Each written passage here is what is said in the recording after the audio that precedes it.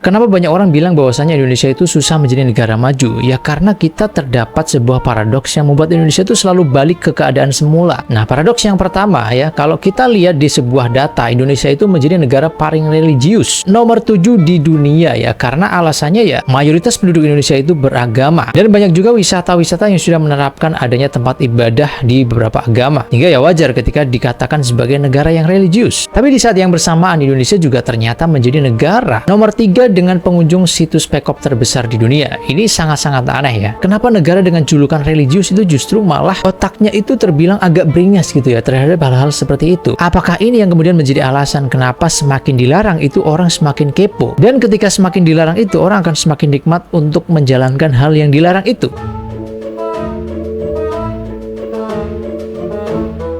Kita masuk paradoks yang kedua, di mana orang-orang Indonesia itu kan benci korupsi ya. Tapi ternyata mayoritas masyarakat Indonesia itu justru melakukan korupsi kecil-kecilan yang nggak kita sadari. Seperti halnya dimanapun kita berada ya, entah itu di sekolah, di tempat bekerja. Kadang ada juga oknum-oknum yang makan gorengan 5 misalnya, tapi bilangnya cuma 2. Atau dititipin beli apa, tapi ternyata yang dibeliin cuma sekian anggaran, dan anggaran lainnya ditilep sendiri. Atau masuk kantong pribadi. Dan kalau kita masuk di ranah yang agak lebih formal dikit, di mana misalnya kita dikasih anggaran untuk melaksanakan suatu program atau kegiatan, tapi biasanya oknum-oknum dari kita yang melakukan itu justru malah markup anggaran yang alasannya untuk pembubaran panitia lah, untuk acara panitia kesini lah, refreshing, rapat di hotel dan lain sebagainya. Belum lagi di ranah sekolah, kita kadang masih contek-contekan. Bahkan yang lebih aneh lagi misalnya di level masyarakat, yaitu ketika musim politik, kita sendiri kan kadang ngomong jangan nerima money politik, tapi ternyata banyak orang Indonesia yang justru nerima uang serangan fajar, yang sekali lagi alasannya kembali lagi paradoksnya adalah mereka butuh duit. Apakah itu artinya dinormalisasi? Ya sebenarnya enggak. Cuman fakta di lapangan kan nggak bisa diatur juga. Belum lagi ya ketika ada misalnya kecelakaan truk yang membawa minyak, yang ditolong itu bukan supirnya kenapa-napa atau kendaraannya diberdirikan dulu atau gimana, tapi yang pertama dilakukan malah justru dijarah muatannya, yaitu minyaknya itu dibawa pulang dengan tanpa rasa bersalah. Ini unik banget asli ya. Gimana kita mau memberantas korupsi sedangkan kondisi di lapangan pejabat itu ya representasi dari masyarakat itu sendiri.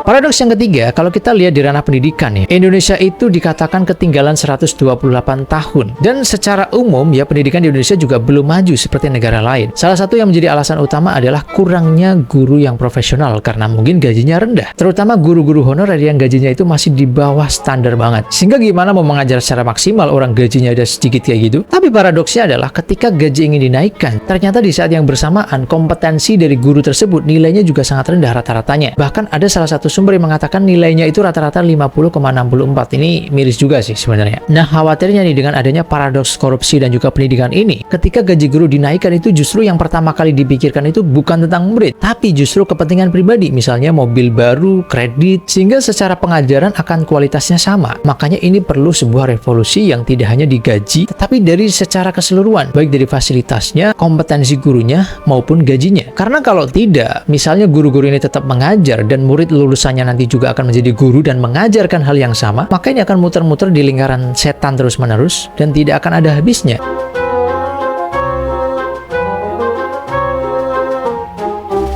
Paradoks yang selanjutnya, apakah bisa kalau misalnya kebutuhan pokok seperti beras dan bahan-bahan sembako lainnya itu harganya rendah, apakah bisa? Ya sebenarnya bisa, cuman kan dalam hal ini petani-petani kita juga harus menerima penghasilan yang cukup juga. Jadi kalau misalnya semua harga sembako itu murah, tapi sedangkan petani itu dapatnya sedikit, kan kasihan juga. Jadi kalian nggak bisa nuntut ketika gimana nih sembako kok harganya mahal. Ya begitulah, dibalik naiknya harga sembako, di sana ada petani-petani yang juga mendapatkan untung. Jadi kalau kalian pengen harga sembako murah, maka nanti petani juga akan rugi.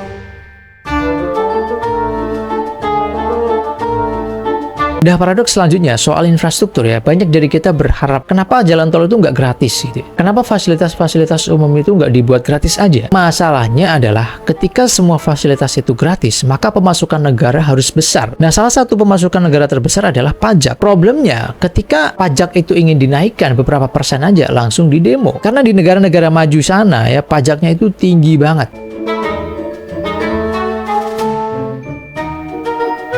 Paradoks yang selanjutnya adalah ya kita pengen ya di Indonesia itu nggak ada macet apalagi di Jakarta gitu. Tapi kenyataannya kita sendiri malas untuk pakai transportasi umum karena gengsinya itu kadang tinggi banget. Pengen menggunakan kendaraan pribadi atau pengen cepat malah justru membuat kemacetan yang kita sendiri komplain. Jadi ya gimana menurut kalian ya? Apakah paradoks ini bisa diselesaikan atau mungkin Indonesia nggak akan bisa menjadi negara maju? Gimana menurut kalian?